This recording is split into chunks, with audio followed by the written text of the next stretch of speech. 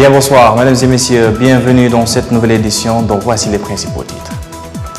Dialogue sous-régional 5+5, impulser la coopération dans la recherche scientifique, l'innovation et l'enseignement supérieur pour la cohésion sociale et l'emploi des jeunes.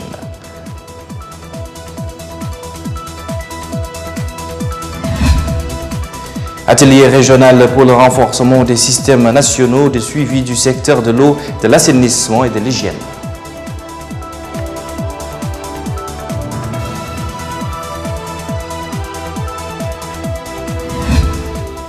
Mali, pourquoi la libération des soldats ivoiriens tarde encore?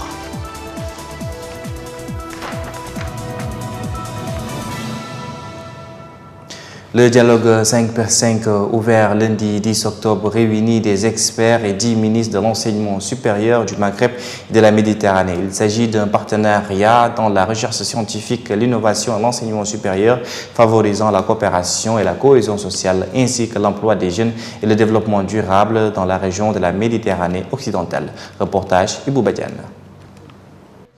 Le dialogue a abordé des sujets d'intérêt commun qui ont dominé les principales préoccupations de la session d'ouverture de la 5e conférence ministérielle sur la recherche scientifique, l'innovation et l'enseignement supérieur. Des thématiques qui favorisent la cohésion sociale et l'emploi des jeunes dans le contexte d'un développement durable au niveau de la sous-région du Maghreb et de la Méditerranée occidentale. Les membres du groupe des experts ont passé en revue diverses expériences et mis en évidence les défis auxquels est confrontée la recherche scientifique dans la sous-région. Constatant le rôle positif joué par le dialogue collectif afin de produire des résultats dans lesquels les intérêts de tous les membres sont étroitement liés en matière de recherche scientifique et d'innovation. La Mauritanie cherche à nouer divers partenariats avec les pays participants à la conférence dans le domaine du droit scientifique et de l'innovation. Le pays reste confronté à de grands défis dans le domaine de l'innovation et de la recherche scientifique en raison de la nouveauté, de l'expérience, du manque de compétences scientifiques, de la médiocrité des infrastructures et du manque de ressources humaines et économiques. Le président mauritanien et son homologue de Guinée équatoriale ont supervisé lundi à Malabo la cérémonie de signature de plusieurs accords entre la Mauritanie et la Guinée équatoriale. Ces accords signés par le ministre des Affaires étrangères, de la coopération et des Mauritaniens de l'extérieur et le ministre des Affaires étrangères de Guinée équatoriale portent sur un premier accord cadre de coopération économique, commerciale, culturelle et scientifique ouvrant la porte devant les différents secteurs gouvernementaux des deux pays pour des accords de coopération conformément à leurs intérêts mutuels. Une commission mixte de coopération présidée par les ministres des Affaires étrangères des deux pays pour assurer le suivi, l'évaluation, l'exclusion et la mise en place des recommandations visant le renforcement et le développement des domaines de coopération a été créée dans le cadre de cet accord. Le second accord concerne l'institution de règlement intérieur définissant les mécanismes d'action de cette commission, un mémorandum d'attente sur les consultations diplomatiques permettant une coordination des positions des deux pays dans les différents forums régionaux, continentaux et internationaux et la coordination sur les questions d'intérêt commun compte parmi les accords signés. Le ministère de l'Hydraulique et de l'Assainissement a organisé un atelier sur le renforcement des systèmes nationaux pour suivi du secteur de l'eau et de l'assainissement et de l'hygiène en partenariat avec l'Organisation mondiale de la santé OMS et l'UNICEF dans le cadre de l'Alliance Sahel. Cet atelier vise à consolider les indicateurs, les méthodes et les normes pour améliorer le suivi national et mondial du secteur de l'eau, de l'assainissement et de l'hygiène et d'apporter une réflexion autour de la gouvernance, du financement du secteur ainsi que l'opportunité d'un meilleur dialogue entre le secteur et les offices nationaux des statistiques. Le ministre de l'Hydraulique et de l'Assainissement a déclaré que le département est en train d'actualiser la stratégie nationale de développement du secteur de l'eau et de l'assainissement pour prendre en compte les nouvelles exigences du secteur en matière d'accès durable aux services d'eau potable d'assainissement à l'horizon 2030. Il a ajouté que les efforts se poursuivent avec le concours de partenaires techniques et financiers en vue d'atteindre les objectifs de développement durable en matière d'eau potable, d'assainissement et d'hygiène.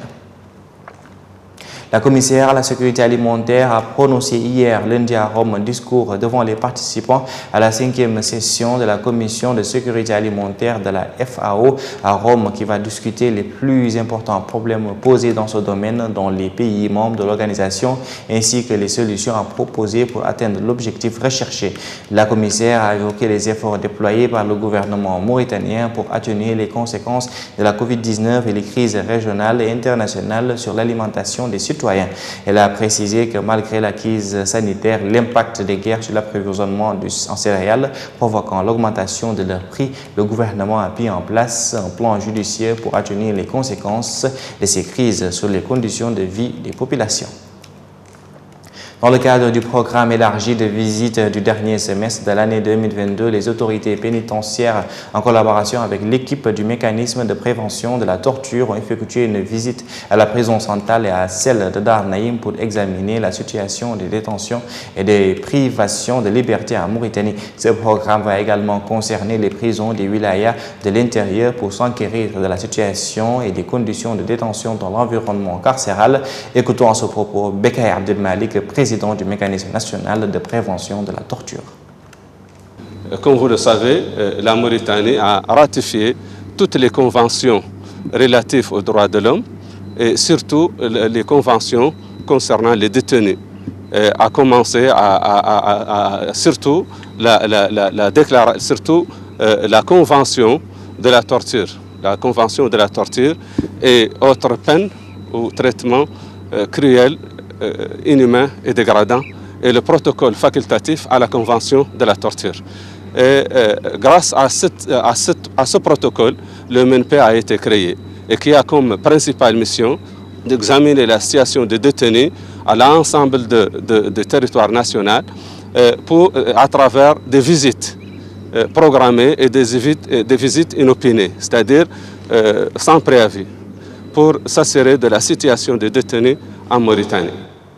11 jeunes vont siéger prochainement au Parlement en 2023. C'est une des grandes nouveautés des prochaines législatives résultant de l'accord entre l'intérieur et les partis politiques. Cette représentation nationale des jeunes est interprétée par les observateurs comme une volonté politique de Ould Ghazouani de traduire dans les faits les hauts conseils de la jeunesse. Le président mauritanien a attendu 3 ans avant de créer un haut conseil de la jeunesse à la veille des élections de 2023, une sorte de pépinière des cadres appelés à prendre la relève. Ce n'est pas une mauvaise idée, mais ces jeunes ne représentent pas l'ensemble de la jeunesse mauritanienne dans sa diversité. Cerise sur le gâteau, 11 jeunes parlementaires. Demain, c'est un pas en avant vers le rajeunissement de la majorité. C'est le seul moyen d'attirer cette partie de la population qui représente plus de 50% vers la politique qu'ils ont désertée depuis que les militaires sont au pouvoir en 1978. Les observateurs craignent qu'ils soient à l'image du Conseil, c'est-à-dire des jeunes du parti INSAF qui vont renforcer la majorité parlementaire.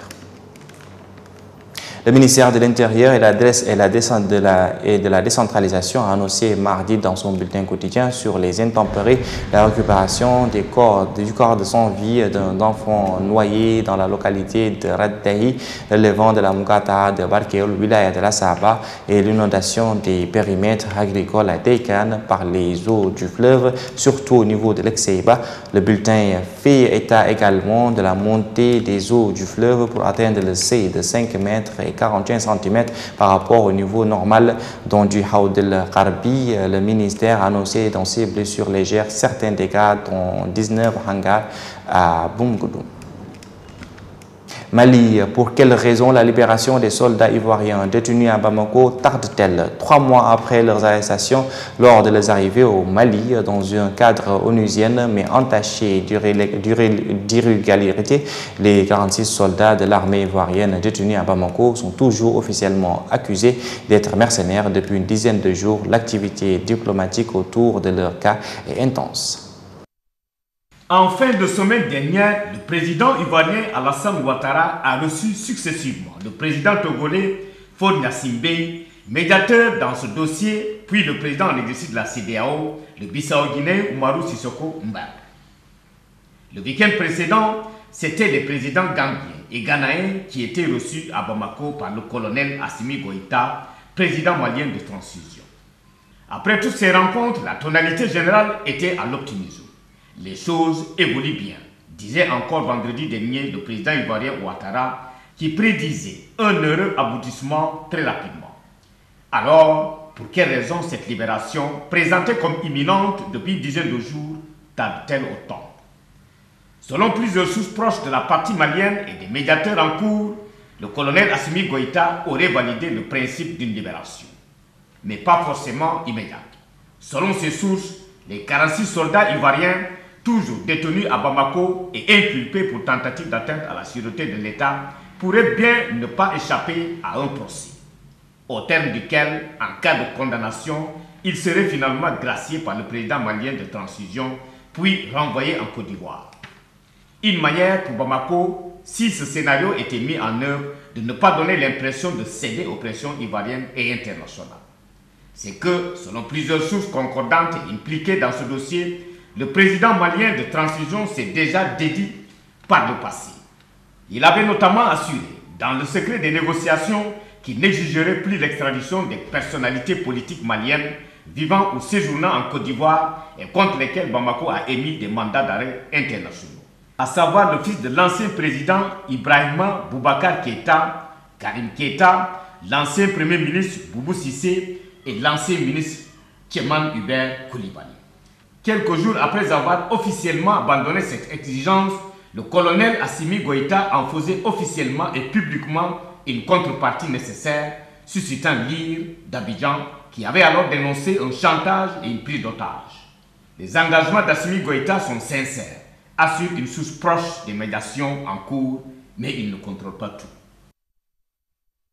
Au lendemain des investitures du président de la transition, le premier ministre tchadien de la transition, Bahami Badaké, a présenté mardi sa démission au président de la République tout en lui souhaitant bonne chance dans la direction du pays durant la seconde phase de la transition, a indiqué un communiqué publié mardi 11 octobre par la présidence tchadienne. Cette démission a été présentée au président de la transition récemment investi, Mahama Idrissa Déby, au cours d'une audience qu'il lui a accordée mardi au palais présidentielle de N'Djamena.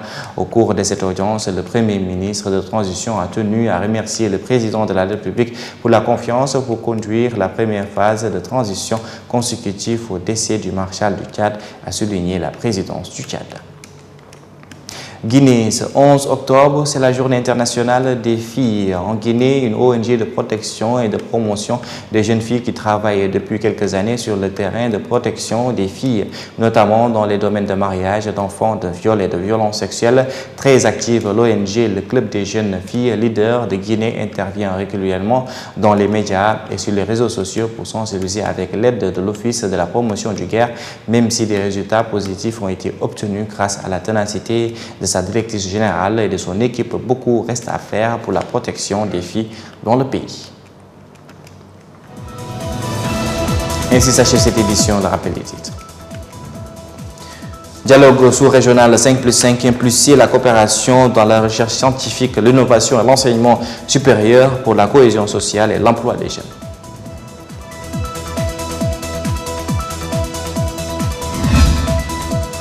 Atelier régional pour le renforcement des systèmes nationaux de suivi du secteur de l'eau, de l'assainissement et de l'hygiène.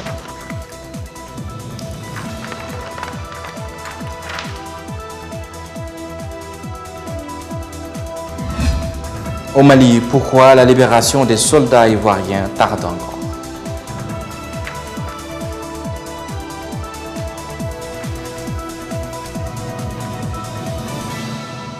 Merci d'avoir suivi avec nous cette édition. Demain, votre prochaine édition vous sera présentée par Marie-Emile Haïda. Excellente suite de programme sur Sahel TV.